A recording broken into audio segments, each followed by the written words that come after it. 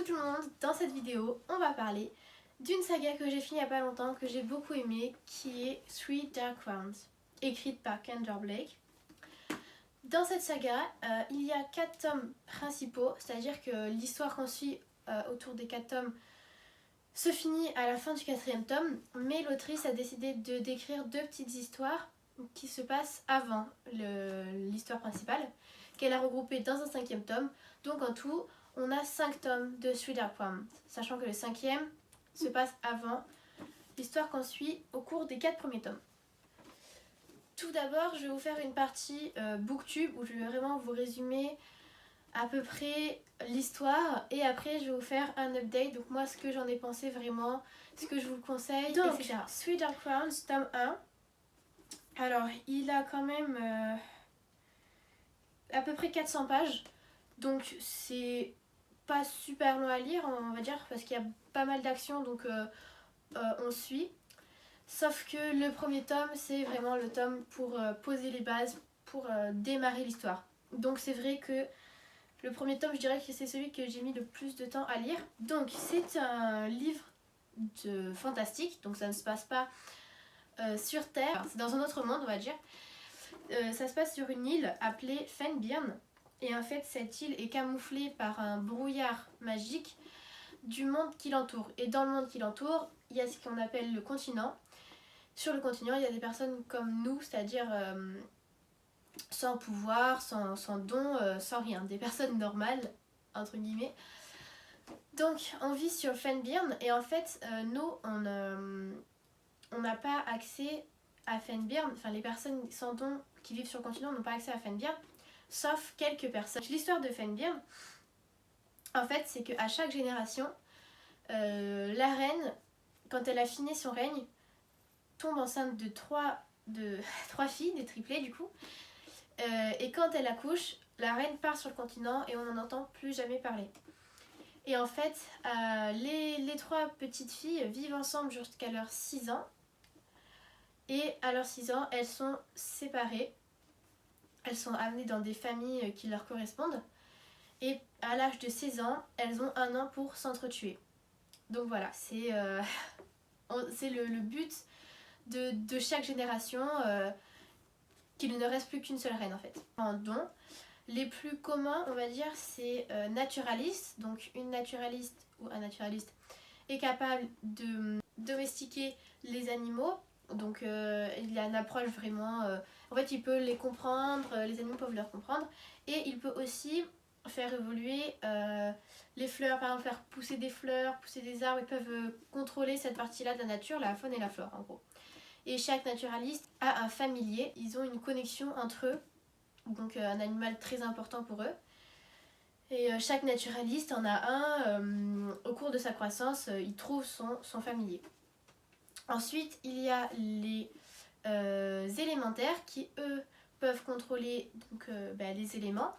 Généralement, un élémentaire contrôle bien un élément, donc le feu, la terre, l'eau, le vent ou les éclairs. Et parfois, il arrive à en contrôler bien plusieurs, mais c'est quand même assez rare. Ensuite, le dernier, le plus fréquent, c'est les empoisonneurs, donc qui peuvent ingérer des poisons sans que ça leur fasse effet, qui sont du coup très doués avec les poisons pour empoisonner, bien sûr, et qui peuvent aussi guérir, ils ont des pouvoirs de guérison. Ensuite, on a d'autres moins communs, comme les oracles, donc qui ont des dons de voyance, qui peuvent avoir des visions, ou alors les guerriers qui ont le don de la guerre, et qui par exemple peuvent faire bouger les objets, ont des réflexes très très rapides, ce genre de choses qui peuvent leur servir à la guerre, notamment la stratégie, etc.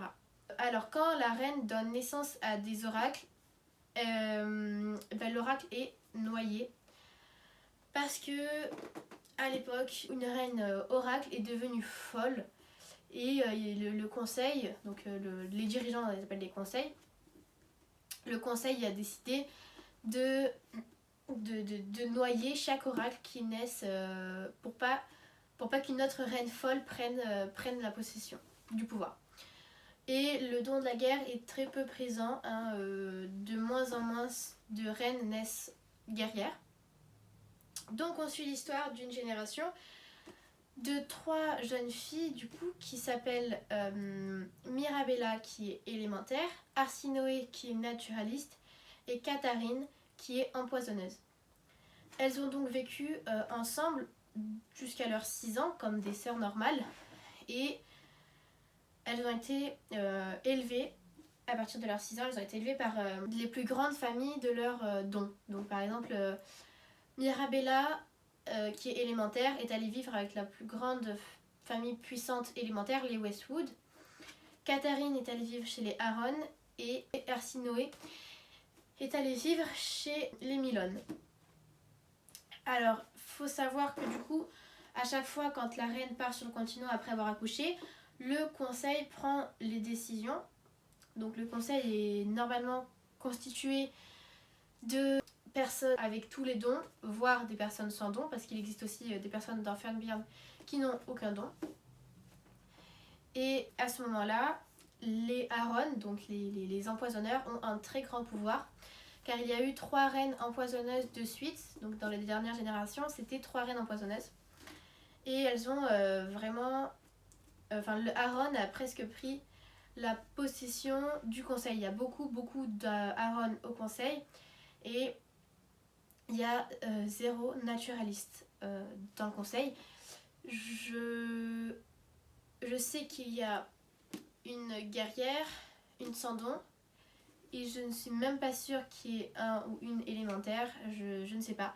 Donc c'est clairement les Aaron qui dirigent Fenbirn. Et ensuite, alors eux, ils ont une religion, ils croient en la déesse. Donc leur déesse, par exemple, donne les triplés à la reine et est très très importante sur l'île. Et il y a le temple qui est la voix de la déesse en fait. Donc le temple est constitué de prêtresses, donc de filles, femmes qui ont décidé de devenir prêtresses, c'est-à-dire qu'elles ont renoncé à leurs dons. Quand tu es prêtresse et non plus une initiée, tu te fais tatouer comme un bracelet mais que tu te fais tatouer et tu renonces à ton don, c'est-à-dire que tu deviens comme une sans don, tu n'as plus le droit d'utiliser ton don. Si tu es naturaliste, tu ne peux plus voir ton familier, etc. pour vivre plus proche de la déesse en fait. Et donc il y a une grande prêtresse, très très importante on va dire, qui s'appelle Lucas. Donc ces 3 filles en fait, elles ont appris généralement entre leurs 6 ans et leurs 16 ans qu'elles allaient devoir tuer leur sœur. Et en fait, au fur et à mesure des années, quand elles ont été séparées de leur sœur, elles les ont oubliées. C'est-à-dire qu'elles étaient très proches quand elles vivaient ensemble. C'était des triplés, elles avaient une relation très particulière.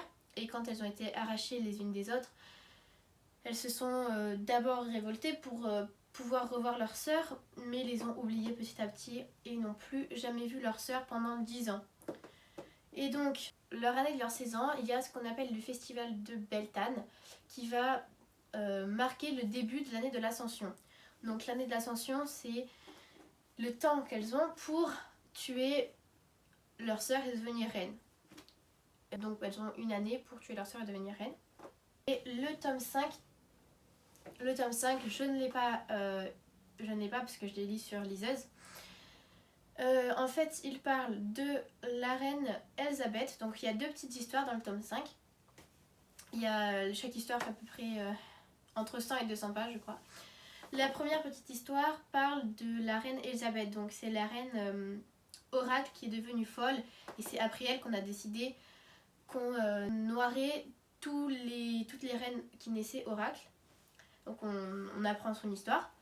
Et la deuxième petite histoire, c'est tout le début. Donc on a des passages de quand elles sont enfants et qu'elles vivent ensemble. On a le moment où elles sont séparées et leur début, leur année de leurs 6 ans, 6-7 ans. Et puis au final, après on passe quand elles ont 9 ans, 14 ou 10 ans. On voit comment est-ce qu'elles ont vécu ce changement radical de vie en étant séparées de leur sœur. Et c'est très intéressant, on comprend des trucs. Et on est aussi très attaché à Arsinoé, Mirabella et Katharine, bien sûr. Donc on aime bien savoir comment ça s'est passé quand elles étaient jeunes. Donc voilà, c'est l'histoire de Three Dark Ones. Donc le 2 s'appelle One Dark Throne. Le 3, je crois que c'est Two Dark Reigns. Et le 4, j'ai oublié le nom, c'est aussi des noms, enfin voilà, toutes des histoires de couronne, etc. Donc on a des dons, et il y a beaucoup d'actions. Parce que on comprend bien sûr que ça va pas se passer comme ça, que bien sûr on se doute bien qu'à la fin du tome 1 ou du tome 2 quoi, il y a une reine qui va tuer ses 2 autres sœurs et hop elle va régner. Il se passe beaucoup de choses, de rebondissements. Alors moi j'ai adoré cette histoire, vraiment, on s'attache au personnage. Moi j'adore tout le domaine fantastique, donc avec les dons, un autre monde en fait, cette dimension d'un autre monde, comment est-ce qu'ils vivent eux. Je trouve ça super sympa, moi j'adore beaucoup lire les livres comme ça. L'histoire est très accrochante, on a envie de lire la suite, on a envie de dévorer le livre en une fois bien sûr.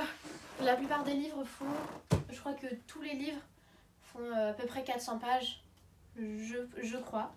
Je vous le conseille si vous aimez tout ce qui est fantastique, pouvoir, dons, surnaturel. Tout ça, c'est vraiment un livre très sympa. Alors, j'espère que cette vidéo vous a plu. N'hésitez pas à vous abonner et à liker si c'est le cas. Et n'hésitez pas non plus à me donner des idées de vidéos. Si vous voulez que je parle d'un livre en particulier. Voilà, on se retrouve bientôt pour une nouvelle vidéo. Au revoir!